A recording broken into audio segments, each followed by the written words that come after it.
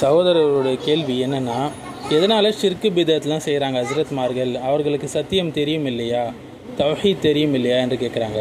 ஒரு நிதர்சனமான உண்மை என்ன என்றால், அவர்களுக்கும் குடும்பம் இருக்கிறது, பிள்ளைகள் இருக்கிறது.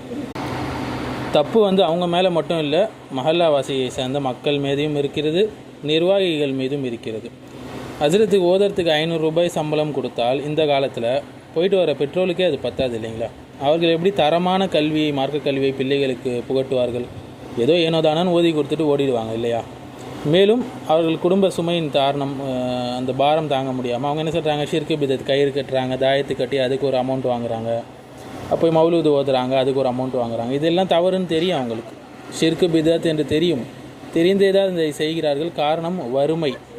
அப்போது எவ்வளோக்கெவ்வளோ நம்மளுடைய ஹஸ்ரத்மார்களுக்கும் தாயிக்களுக்கும் நம் சம்பளத்தை கூட்டி கொடுக்கிறோமோ, அவர்களை கண்ணியமாக நடத்துகிறோமோ, ஷிர்கு பிதத்துகள் சீக்கிரமாகவே குறைஞ்சி